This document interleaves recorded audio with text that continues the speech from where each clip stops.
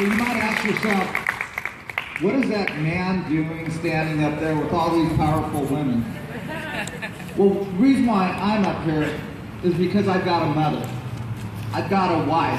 And I'm father of a daughter. And I know what kind of country and world I want my daughter to grow up in. And that's a country where it's not just equality. It's about her being in charge of her own life, her own body, making her own decisions. And that's worth fighting for. And it's worth fighting for everyone, not just women, for minorities, for folks that feel like they're being oppressed right now and they have to go underground. And that's what this time is all about. Now, when I think about, I was blessed to grow up in a home with loving parents. But when I think about my dad's job and I think about my mom's job, she was a public school teacher. She came home, she made sure we sat down and did our homework. She made sure we had a meal at night. She made sure we got to bed. She had multiple jobs, and her job was so much harder than my dad's, and that's why this is important. And Anita, I love that you're talking about women for equality right now, but I think you ought to set your goals higher than that. What if women ruled? Think about it.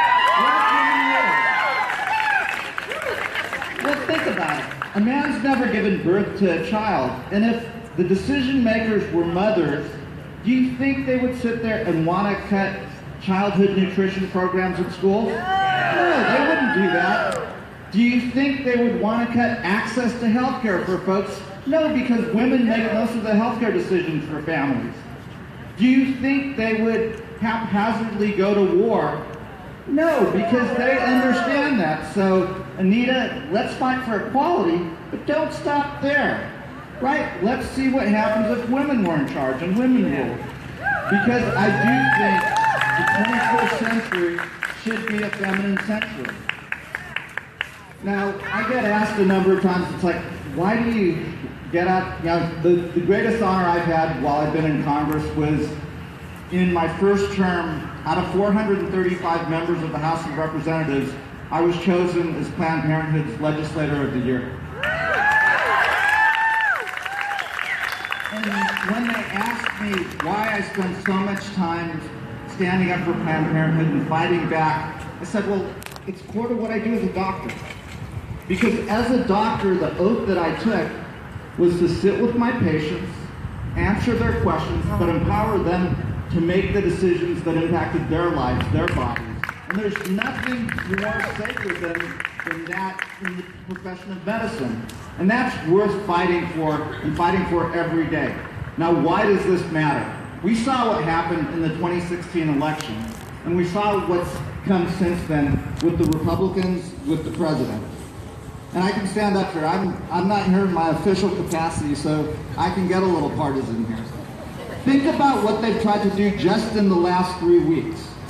3 weeks ago, they tried to pass a bill that would take health care away from 24 million Americans, that would defund Planned Parenthood. They only singled out one provider. They wanted to take funding away for folks that were just planning Medicaid services, serving the underserved, serving folks that, the minority communities. So we got a victory. We stopped that bill.